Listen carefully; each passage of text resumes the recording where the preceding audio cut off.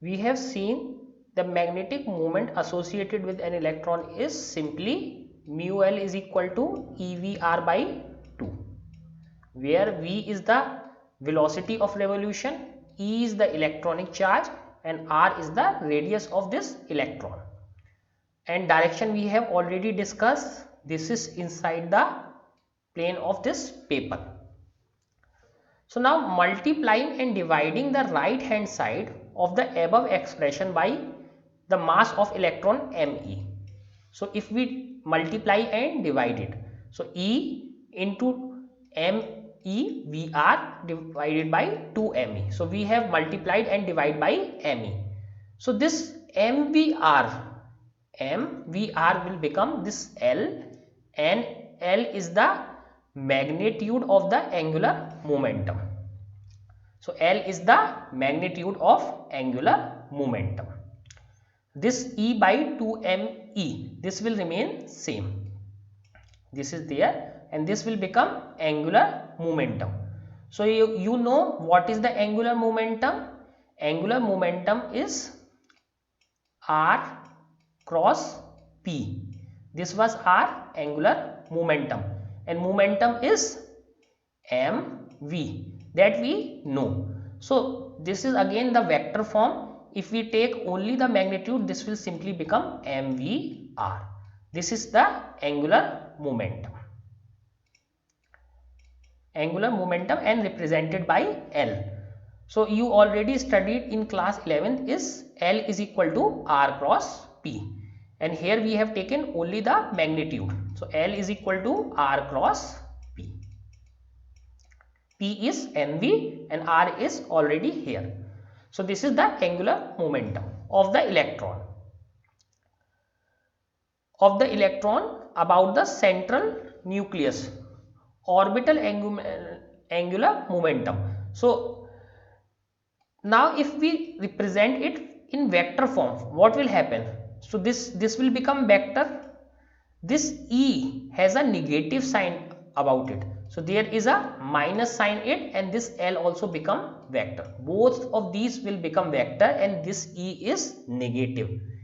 Negative sign indicates that the angular momentum of electron is opposite to the direction of the magnetic moment. Why? Because charge is negative.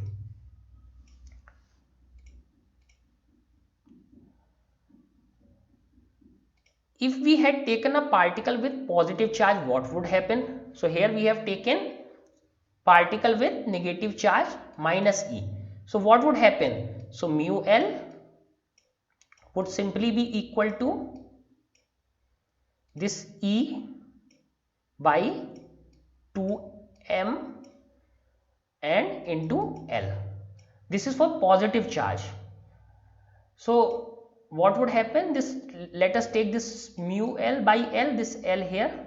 So we are remaining with this E by 2m. So mu L by L is equal to E by 2me. So this is for if there was a positively charged particle. So this quantity mu L by L is called gyromagnetic ratio. This quantity is gyromagnetic ratio, and it is a constant. Why it is a constant? Because you know E is a constant and Me is also a constant. Since both are constant, E and Me, so this will also remain constant. So if L will increase, mu L will increase. If L is decreased, mu L will decrease, so that ratio of both will remain fixed. Now what is the value? Its value is 8.8 into 10 to power 10 coulomb per kilogram. So how do you get this value? E is simply 1.6 10 to power minus 19 2, and this Me is 9.1 into 10 to power minus 31 kg. So when you solve this, all these numbers, you will get this 8.8 into 10 to power 10 coulomb per kilogram. This number is come in that way.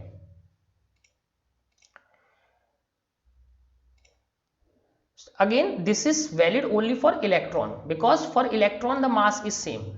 For proton there will be some other value because mass will change for proton. For a single particle this ratio is fixed.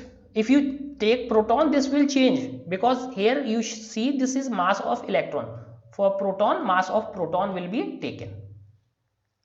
Now Bohr hypothesized that angular momentum assume discrete set of values, namely L is equal to nh upon 2 pi. So what was this hypothesis? This hypothesis was that suppose this is the positively charged nucleus. We will see this in detail in later chapters, but what is this? This is this. That means there are not all the orbitals possible. There are fixed orbitals possible for which angular momentum is nh by 2 pi. So this orbital and this second orbital and then third orbital, but no this third orbital and this third and no orbital in between. This is not possible because the angular momentum, this angular momentum for this orbital is not a multiple of nh upon 2 pi. Only those orbitals are permitted for which orbital angular momentum is integral multiple of this h upon 2 pi, because n is equal to 1, 2, 3, 4 and h upon 2 pi is a constant. So only those orbitals are permitted for this L is integral multiple of this. So n is equal to 1, 2, 3 and so on, and h is named as Planck's constant. Planck constant. Remember, Planck, spelling of Planck is P-L-A-N-C-K. It is not only K, it is C-K. Planck's constant. And what is the value of Planck's constant is 6.26 into 10 to power minus 34 joule second. So this is the value of Planck's constant. So this is very important. So that's why there are only discrete orbits, not each and every orbit is permitted. This condition of discreteness is called Bohr quantization condition. Bohr quantization condition. We shall discuss it later in chapter 12. Let us calculate the value. So for minimum case, so if this L is equal to nh upon 2 pi. So what is the minimum value of n? Minimum value of n is 1. So let us put 1. So L is equal to simply h upon 2 pi, h upon 2 pi, and we have got this mu L is equal to, mu L was simply this E upon 2 me L, and L is h upon 2 pi. So this is E upon 4, this h upon 2 pi and 2 4 pi me and this h. So this mu L, minimum mu L is EH upon 4 pi me. So minimum mu L is EH upon 4 pi me. Let us put all the values. 1.60 into 10 to power minus 19, this is the value of E. What is the value of H? 6.63 into 10 to power minus 34. 4 is this, pi is 3.14. What is me? 9.11 into 10 to power minus 31. So after putting all these values, what we get? We get 9.27 into 10 to power minus 24 ampere meter square. This is the unit of ampere meter square is the unit of magnetic moment, because we get it like IA. Area is meter square, I is in A. So what is this called? Where the subscript min stands for minimum. Why it is minimum? Because we have taken n is equal to 1. This value is called Bohr magneton. Again this value is called Bohr magneton, but this is for electron. If we want this value for proton, we will simply change this me with mp. Okay, so what will we do? We will take this me to be mp.